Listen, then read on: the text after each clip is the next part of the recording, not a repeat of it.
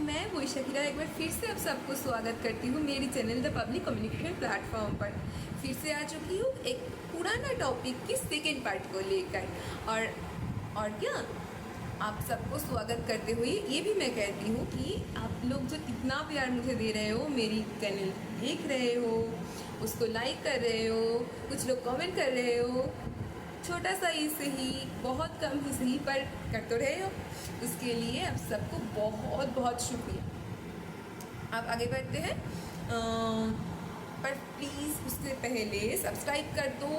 देख तो रहे हो और नए नए टॉपिक आ तो रहे हैं, फिर उसके लिए सब्सक्राइब करो और सारे लोग देख पाए, इसके लिए भी करो, ठीक है।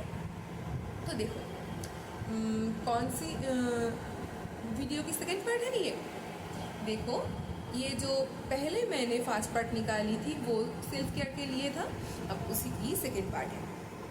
अब सेकेंड पार्ट में क्या डिस्कस करनी है, बहुत सारी चीज़ तो मैंने फर्स्ट पार्ट में बोल ही दी है, पर क्या भूल गए।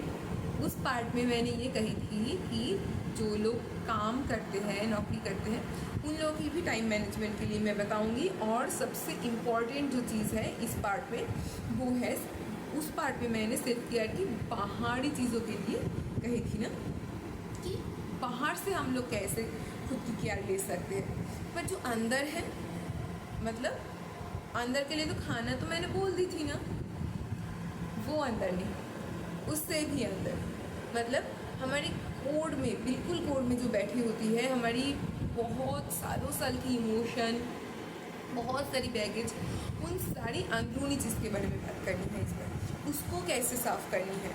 हाँ, जो लोग देखे हैं मेरी उस वीडियो को जहाँ पे मैंने नेचर के साथ कनेक्शन कही थी, इंसान की या प्राणी की, वहाँ पर भी मैंने ऐसी अंदरूनी जो इमोशन है उसके बारे में कैसे ठीक किया जाए, बहुत सारी चीज़ नेचर के साथ उसका तो मैंने बता ही दिया है। उनमें से कुछ रिपीट करूँगी और कुछ नया नया कहूँगी, ठीक है। अब देखो तो फिर क्या कहें, कहाँ से शुरू करें। टाइम मैनेजमेंट की बात, कि जो लोग बाहर जाते हैं, वो जो नौकरी करते हैं, वो लोग कैसे टाइम पर खाना खाएं। अब देखो ऐसा तो बहुत सारे दिन जाते हैं जहाँ पे बहुत ज़्यादा प्रेशर नहीं होता है वर्क की, मंथ की पहले बहुत सारी प्रेशर होता है, फिर वीक की पहले दिन जैसे कि सोमवार को, मंगलवार को, ऐसे दिन बहुत सारे प्रेशर होते हैं, पर बाकी दिन तो ज़्यादा कुछ होते भी नहीं है। और जो काम करते हैं उनको खुद को पता होता है वो कैसे अपना टाइम मैनेज कर सकें और वक्त पे खाना खा सकें। अब जो लोग ये कर सकते हो कि शाम को जल्दी जल्दी खाना है, पर घर आते आते ही तो बहुत रात हो जाते हैं, पर क्या जो शाम की खाना, मतलब जो डिनर होता है, उसको कैरी किया जा सकता है। कोशिश करो, हाँ थोड़ा बहुत लोड ज़्यादा बढ़ जाएंगी, पर क्या हेल्थ के लिए हम लोग इतना नहीं कर सकते। ये तो किसी और के लिए नहीं है ना, खुद के लिए है, तो खुद के लिए हम इतना तो कर ही सकते हैं कि खुद की शाम की खाने के लिए थोड़ा बहुत एक्स्ट्रा टिफ़िन हम लोग साथ में लेकर जाए। आजकल वैसे भी लोग ज़्यादा खाते भी नहीं हैं। एक काम करो, इतना ज़्यादा मत लेकर जाओ जितना तुम खाते हो, बहुत थोड़ा बहुत लेकर जाओ और घर आके थोड़ा हल्का फुल्का टिफ़िन कर लेना जब सोने से पहले, अगर भूख लग जाए तो। इस तरीके से अब खुद की टाइम खुद मैनेज करना पड़ेगा। मैं तो यहाँ पे बैठे बैठे पूरा आपकी शेड्यूल मुझे नहीं पता कि मैंने उस हिसाब से आपको बता दूँ कि कब खाना है, क्या खाना है, ऐसे नहीं कर सकती, पर थोड़ा बहुत हिंट तो मैं दे ही सकती हूँ, वो ही देने की मैंने कोशिश की है।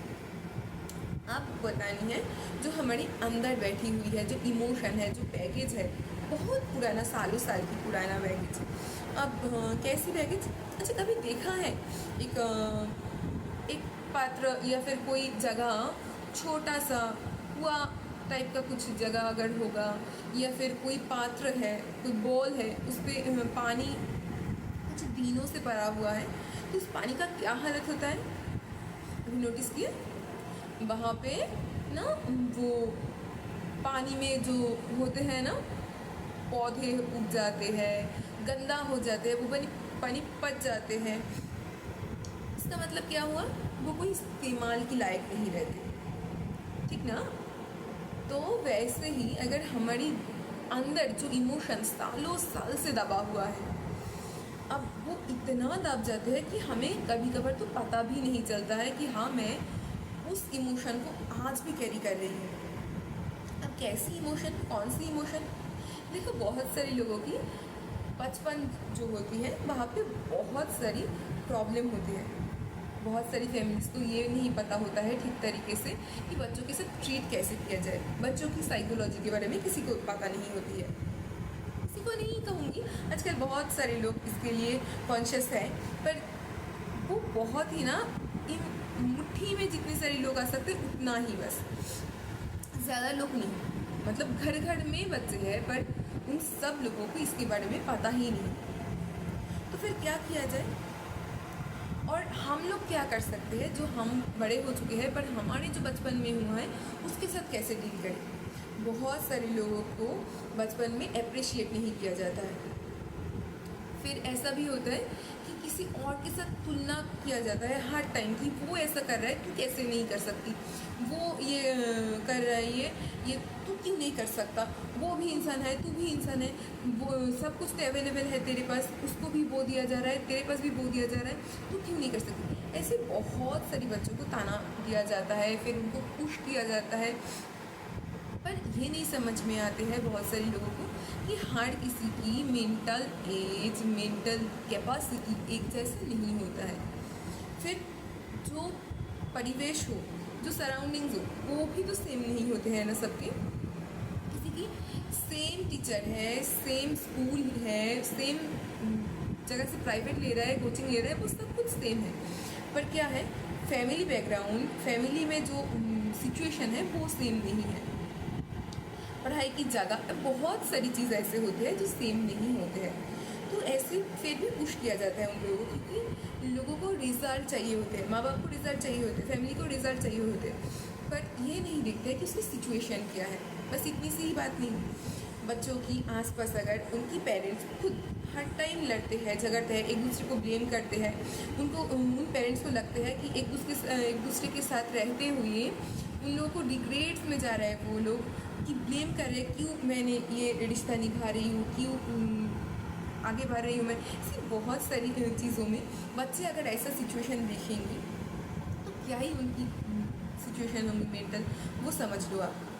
फिर ना वो सारी चीज़ उनकी एक संस्कार बन जाते हैं कि अच्छा ऐसा ऐसा होता है, ऐसे सिचुएशन में ऐसे रिएक्ट किया जाता है, ऐसे चिल्लाना ज़रूरी है, या फिर वो लोग अपनी ना बात दबा देते हैं, बोल नहीं पाते हैं, डर जाते हैं, वो बहुत कुछ बोलना चाहते हैं पर बोल नहीं पाते हैं।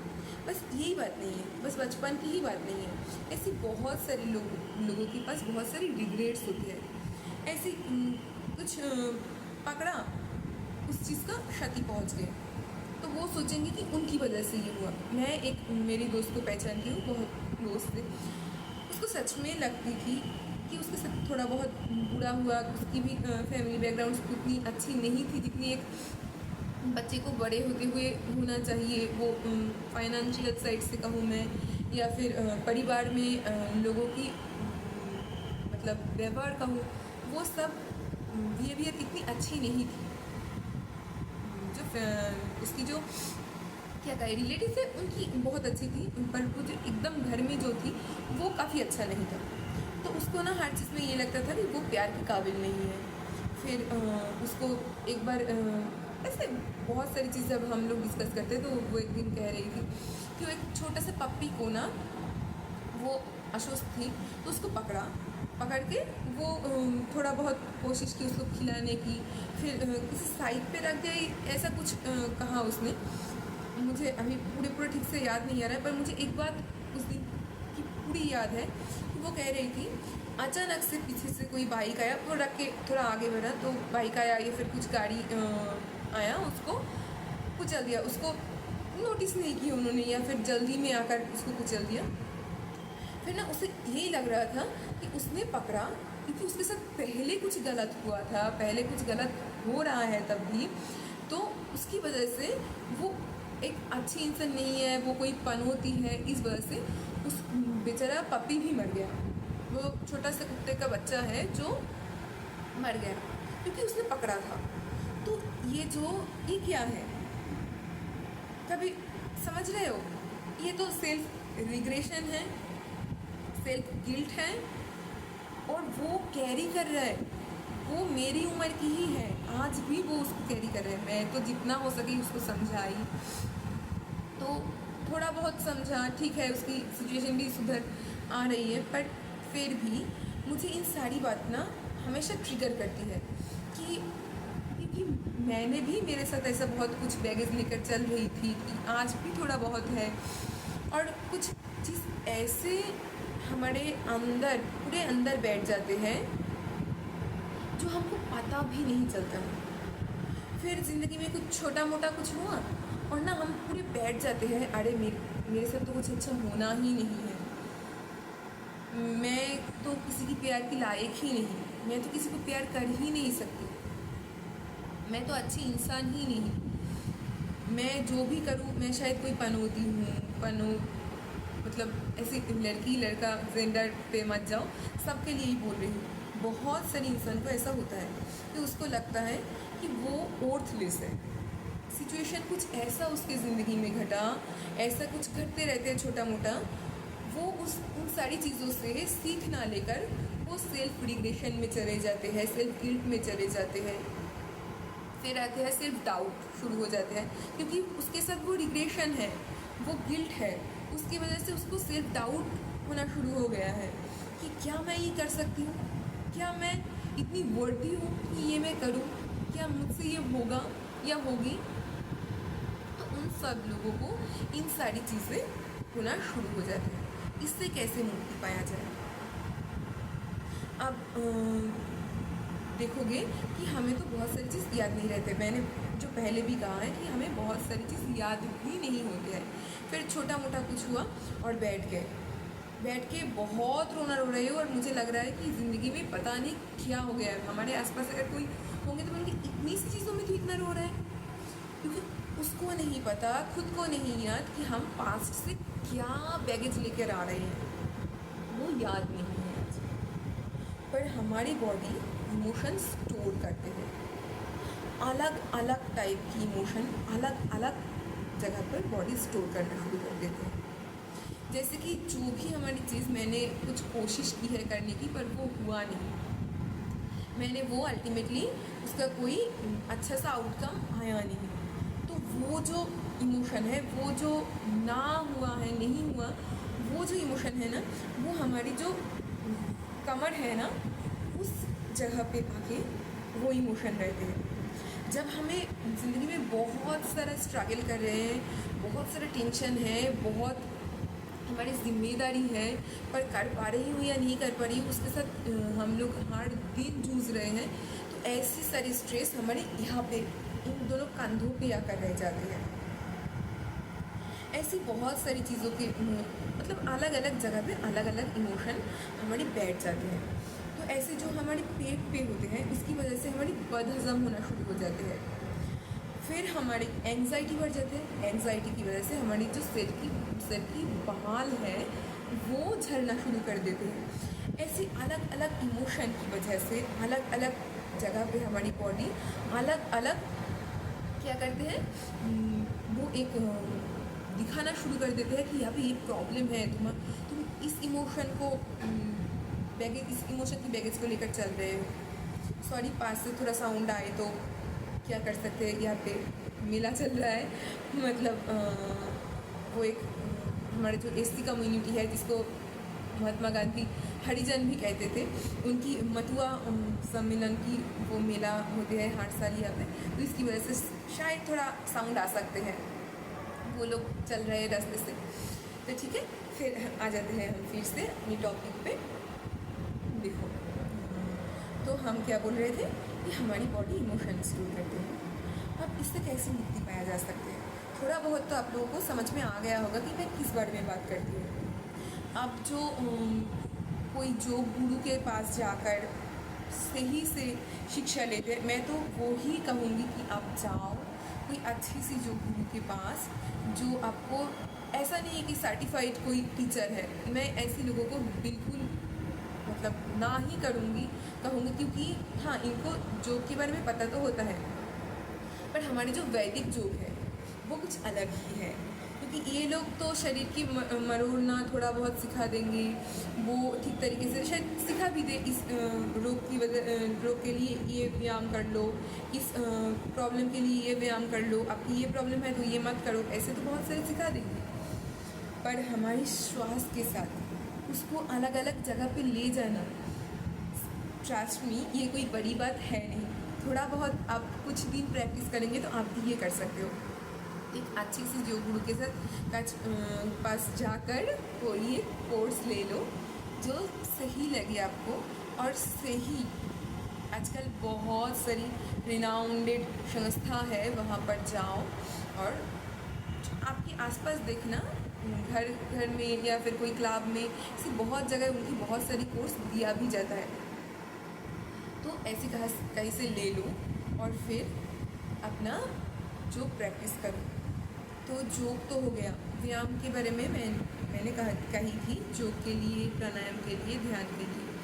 पर उससे भी बड़ी बात है जो तुम खुद कर सकते हो, कि खुद को नोटिस करना शुरू करो।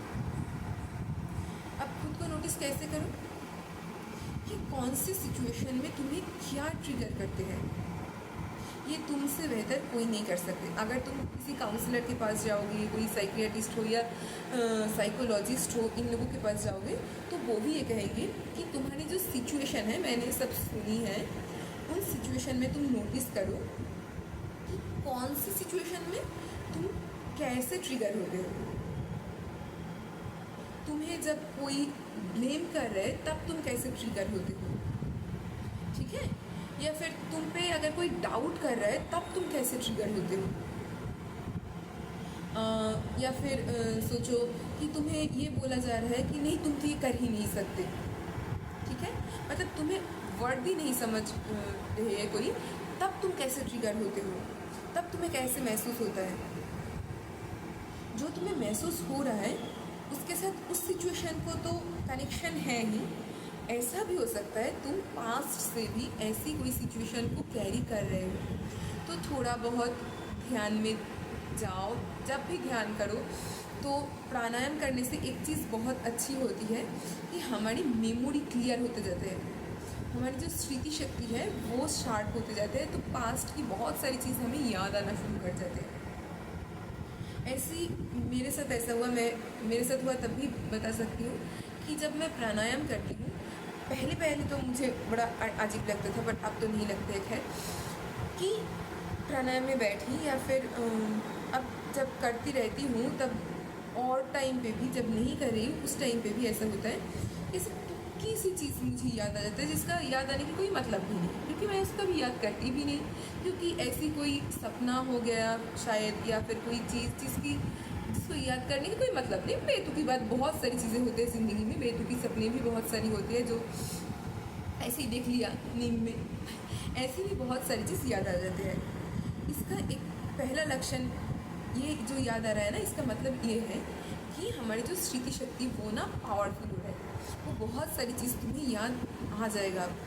तो तुम्हें ये भी याद आ जाएगा तुम क्या कैरी कर रहे हो, बचपन में कौन सी चीज़ तुम्हें बहुत हर्ट किया, या फिर तुम्हारे साथ ऐसा कुछ हुआ जिसकी वजह से तुम्हें बहुत गलत महसूस हुआ, अच्छा नहीं लगा, तुम्हें ये लगा तुम्हारे साथ जस्टिस नहीं हुआ, तुमने शायद कोई एक चीज़ में बहुत 100% दिया अपना, पर तुम उसका आउटकम सही नहीं आया, तो तुम्हें लगेगा तुम वर्दी नहीं हो, या फिर तुम्हारे साथ जस्टिस नहीं हुआ, अरे मैंने तो 100% दिया, ये काम मेरा पूरा क्यों नहीं हुआ।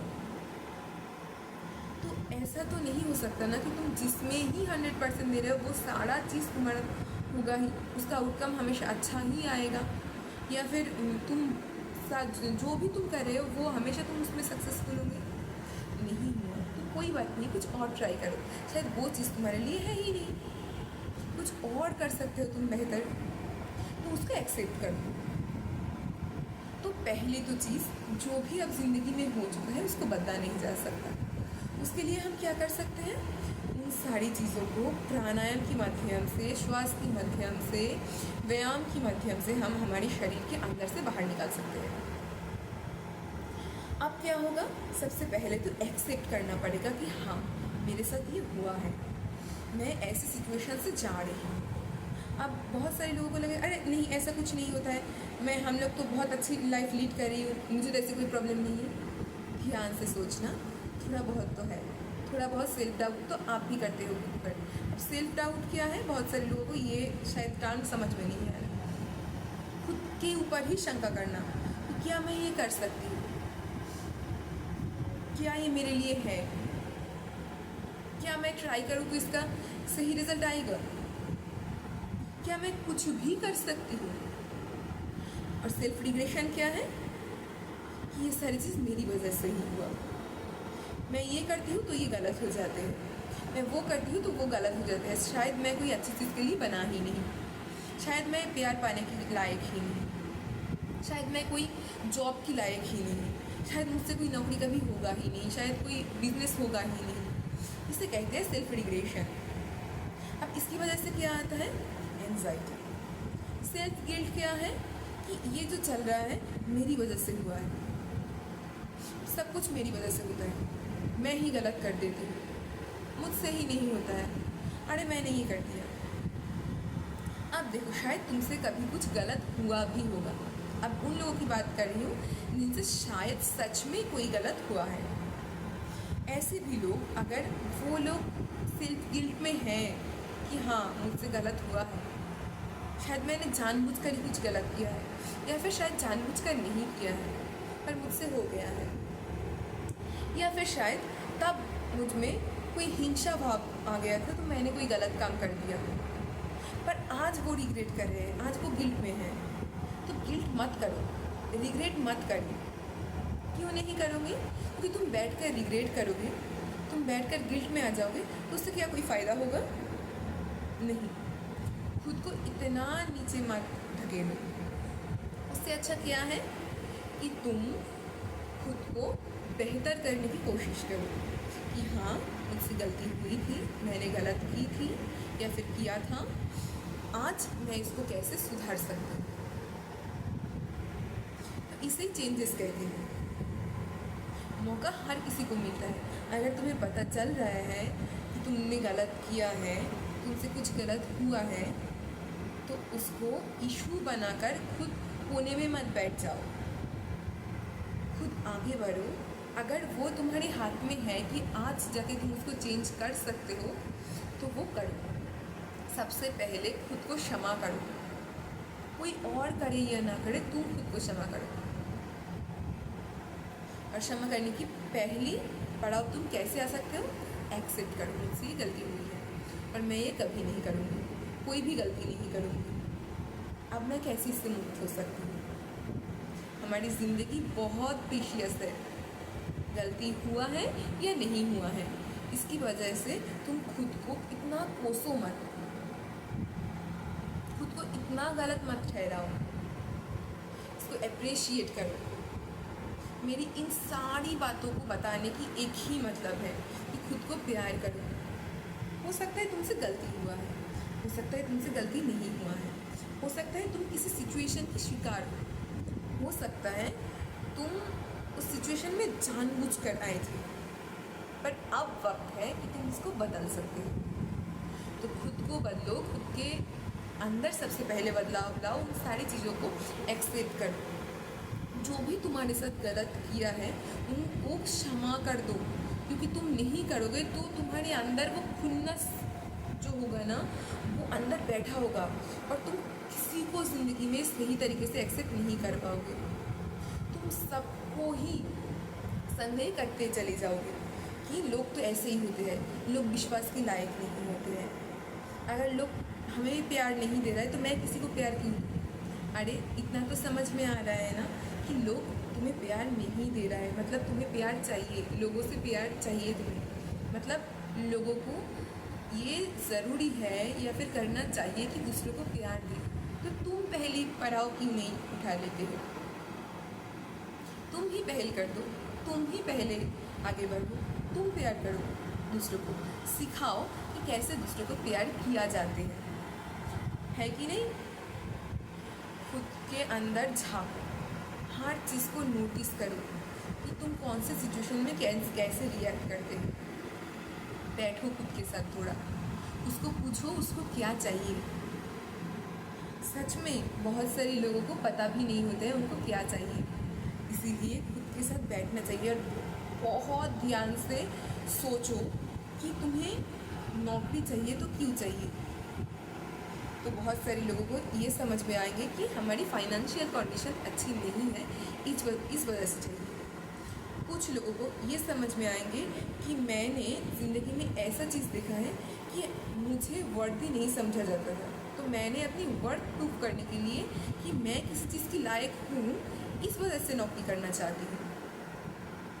बहुत सारे लोग इस वजह से नौकरी करना चाहते हैं, जॉब करना चाहते हैं कि अपना क्षमता, अपना पावर दिखाने के लिए। इन बहुत सारी चीज़ों के लिए अलग अलग चीज़ लोग करना चाहते हैं। तो इसका पीछे के मतलब क्या है कि मुझे दूसरों से अप्रिसिएशन चाहिए। सेल्फ केयर की मतलब है पहले खुद को अप्रिशिएट करो। दूसरों से तुम्हें अप्रिसिएशन चाहिए, क्या दूसरे देने की लायक है, क्या वो भी अपनी ज़िंदगी में सही है। अगर उसके अंदर प्यार नहीं है तो वो खुद तुम्हें कैसे प्यार दे। अगर वो खुद देखना ध्यान से, वो खुद अपने आप को डाउट करते हैं, खुद गिल्ट में है, खुद रिग्रेशन में है, वो तुम्हें भी पुश कर रहे हैं ऐसी सिचुएशन में जहाँ पर तुम खुद को वर्दी ना समझो, तो ऐसी सिचुएशन, ऐसी लोगों से क्या अप्रिसिएशन लेना। और उससे भी बड़ी बात है, लोगों से तुम अप्रिसिएशन चाहते हो। अब देखो, जो तुम्हें आज अच्छा बोल रहा है, बहुत अच्छा बोल रहा है, कुछ ही दिनों बाद तुम्हारे कुछ ऐसे काम की वजह से वो ही तुम्हें गलत बोलना शुरू कर देंगे। मतलब इस दुनिया में किसी भी इंसान का प्यार का हो, एप्रिसिएशन का हो, उसका साथ का हो, या फिर उसका सपोर्ट का हो, या फिर तुम्हारे लिए कुछ अच्छा बोल दे, वो हमेशा के लिए नहीं है। वो इंसान हमेशा के लिए वैसा ही होगा, इसका कोई मतलब नहीं, वो बदल जाएगा। और जो लोग बदलते मौसम के साथ बदलते रहते हैं, उनसे क्या ही एप्रिसिएशन लेना कि मैंने कुछ अच्छा किया तो मुझे इतना ऊपर उठा दिया, मुझसे थोड़ा सा बहुत कुछ गलत हो गया तो मुझे इतना नीचे धकेल दिया। तो ऐसी लोगों से क्या एप्रिसिएशन लेना। खुद को प्यार करो, खुद को वर्दी समझो, खुद को इतना वर्दी समझो कि तुम हो लायक, तुम खुद प्यार हो, तुम खुद कंप्लीट हो किसी चीज़ को करने के लिए। अब जब तुम खुद को इतना प्यार करने लग जाओगे ना, तब तुम्हें लगेगा ठीक है, मैंने ये काम किया, नहीं हुआ, मैं कुछ और ट्राई कर लूँगी। क्योंकि तुम्हें किसी और से अप्रिसिएशन नहीं चाहिए, तुम्हें किसी और से ये थप्पा नहीं चाहिए कि हाँ ये काम कर दिखाया। नहीं, तब तुम खुद के लिए कर रहे हो, खुद की सेटिस्फेक्शन के लिए कर रहे हो। दूसरों की एप्रिसिएशन की ज़रूरत नहीं है। तुम खुद समझ जाओगे कि कोई भी हमेशा के लिए कुछ नहीं करते हैं, हमेशा के लिए एक जैसे नहीं रहते हैं। इस दुनिया में कुछ भी हमेशा के लिए नहीं है। हर चीज़ को एक ना एक दिन नष्ट होना पड़ेगा, तो हर चीज़ एक ना एक दिन ख़त्म भी हो जाते हैं। इस वजह से ही खुद को प्यार करो, खुद को बेस्ट समझो, अपना बेस्ट दो, भले ही कोई तुम्हें बेस्ट समझे या ना समझे। आई होप कि मैं मेरी पॉइंट क्लियर कर पाई हूँ। शायद पहले आप लोगों को इन सारी बात कुछ बेतुका लगे या फिर कोई क्लियरली समझ में नहीं आए। अगर कोई क्वेश्चन है तो क्वेश्चन कमेंट में करो या फिर मेल कर सकते हो। कोई पर्सनल बात करनी है तो वो भी कर सकते हो। और शायद मैं फिर से इस अंदरूनी जो संस्कार है, हमारी जो बैगेज है, इन सबको क्लियर करने के लिए और अच्छी वीडियो मैं लेकर आऊँ, जिससे आप लोगों को समझ में आ जाए कि और कैसे ठीक किया जाए खुद को अंदर से, और क्लियर तरीके से शायद मैं कभी बताऊँ। आज इतना ही, आज के लिए मैं चलती हूँ। खुश रहिए और खुद को प्यार करते रहिए।